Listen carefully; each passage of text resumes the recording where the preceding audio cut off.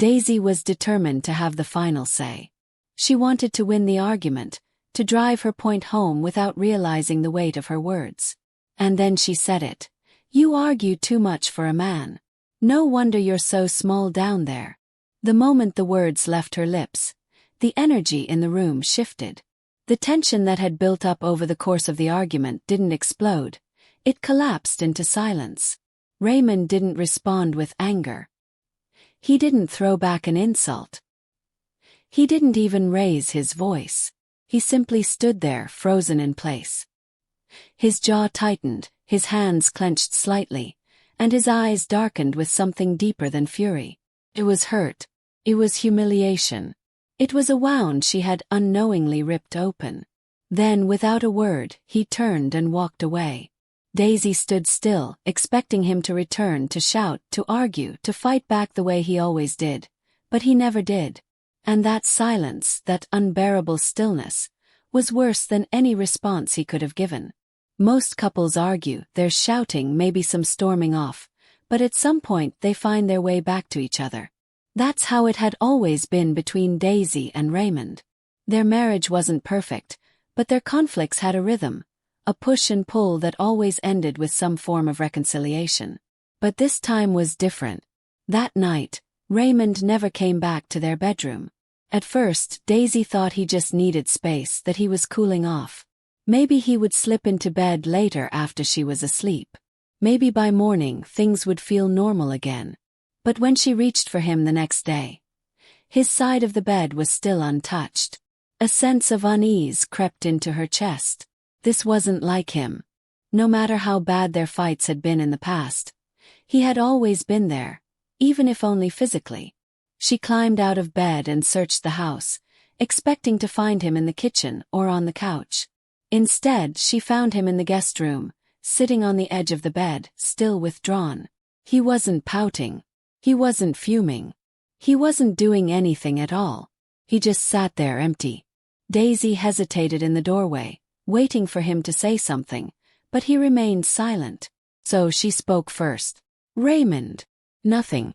"Why are you sleeping in here?" "Still nothing." She pressed further, asking if he was still angry, if he was coming back to bed, but he barely looked at her. When he finally did speak, it wasn't in anger, nor was it a plea for her to understand how much she had hurt him. It was just quiet, silence so heavy that it spoke louder than words ever could. Days passed and nothing changed. At first, Daisy convinced herself that he just needed time, that he would move past it, that things would go back to the way they were. But they didn't. Raymond withdrew from her completely. If she entered a room, he left. If she tried to start a conversation, he barely acknowledged her. If she reached out to touch him, he pulled away. It wasn't just anger, it was something deeper, something final. It was as though he had removed her from his world without even saying a word. Desperate to fix things, Daisy tried to reach him in the only way she knew how. She cooked his favorite meals, hoping the familiar warmth of home-cooked food would soften him, but he barely touched his plate. She made small gestures, leaving notes, offering small apologies in the form of actions rather than words, but nothing seemed to reach him. And for the first time, Daisy realized this wasn't just another fight. This was something else entirely, something breaking, and she had no idea how to put it back together. She tried to lighten the mood with a joke, but he didn't even crack a smile. She reached for his hand, let her fingers brush against his as they passed each other, but he stiffened at her touch. Nothing worked. That's when she realized something chilling. For years, she believed that arguing meant there was still something worth fighting for, that as long as they were shouting they still cared. But now, the silence between them felt heavier than any screaming match. It was emptiness. And that emptiness felt like something between them had already died. Daisy hadn't realized that her words didn't just sting in the moment. They had reopened an old wound Raymond had spent his whole life trying to forget. Raymond had always been self-conscious about his size. But it wasn't something he talked about, not even with his closest friends. Growing up, he had been teased, ridiculed, whispered about behind his back. In high school, a rumor spread about him. Something false that started from a careless locker room conversation but took on a life of its own. He could still see the look on the face of the girl he had a crush on when she heard it. Not anger, not pity, just indifference, as if he had ceased to exist in her eyes. That moment followed him into adulthood. No matter how much he tried to bury it, the insecurity lingered beneath the surface. His last serious relationship had ended in the worst way. He had walked in on his girlfriend with someone else. And when he demanded to know why, she hadn't cried, hadn't begged. She had simply shrugged and delivered the cruelest truth. "You just don't satisfy me." That was the moment that broke him. From then on, he locked his pain away, never letting anyone get close enough to see it. He built up his confidence, convinced himself he had moved past it. And then he met Daisy. She was different.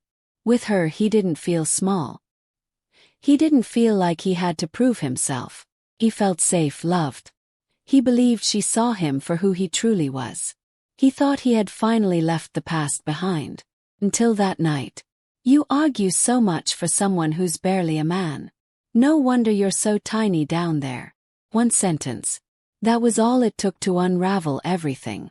It sent him hurtling back to the laughter in the hallways, the betrayal, the shame.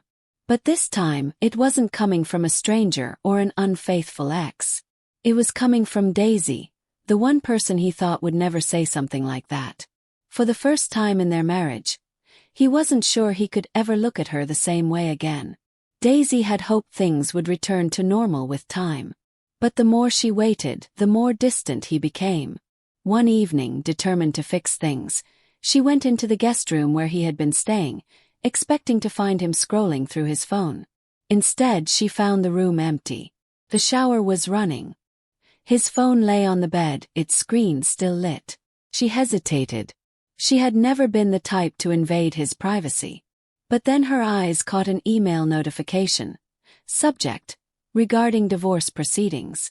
Her breath hitched. Divorce. No, this had to be a mistake, a misunderstanding. But deep down she knew the truth. This wasn't just about that one night.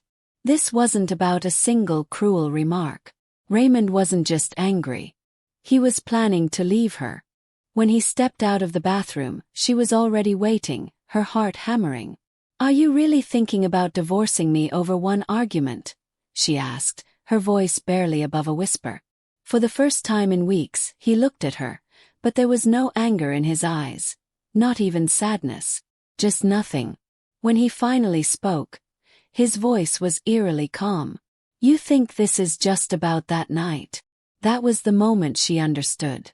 It wasn't just the insult. It was everything. The unresolved fights, the growing distance, the wounds they had ignored for too long. That night had been the final blow. But their foundation had already been cracking. Desperate, Daisy did everything she could to make amends. She apologized over and over, not just with words but with actions. She cooked his favorite meals, left him small notes, tried to draw him into conversation about anything. His day, the weather, their memories. But his responses were always the same. Brief, empty. And that was the most terrifying part. She could feel that he already knew the answer to the question she was too afraid to ask, whether he still wanted to stay. And his silence told her everything. Daisy had always believed that regret was something you could fix. That as long as you were willing to try, any mistake could be undone. But this was different. This was a kind of wound that no apology could erase. Then one evening, she walked past the guest room and stopped in her tracks. Raymond was packing. A suitcase lay open on the bed. His clothes neatly folded inside. Panic surged through her.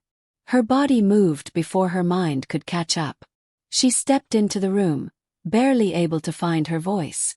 "Are you really leaving?" Raymond exhaled, gripping the edge of the suitcase. He didn't answer right away. When he finally turned to face her, his voice was steady but heavy with truth. "I don't know if I can get past this." The words hit her harder than any argument could have. She had expected anger, expected him to lash out, to finally spill out all the resentment he had been holding in. But this quiet uncertainty, it was so much worse. Tears blurred her vision. She didn't care about pride anymore. "I love you," she choked out. "I messed up. I wish I could take it back, but I can't. Just tell me what to do." For the first time in weeks, something flickered across his face. Hesitation. Conflict. Something other than emptiness. He was silent for a long time before he finally said, "You can't take back what you said. And I can't unhear it." Her heart sank. But then he added, "But maybe I don't want to walk away. Not yet." It wasn't forgiveness. It wasn't a promise. But it was something. And for now, that was all Daisy had left to hold on to. Raymond didn't leave that night. But the damage was still there. The road to healing would be long. And Daisy knew that some wounds wouldn't fade overnight. The real question was, could their love survive?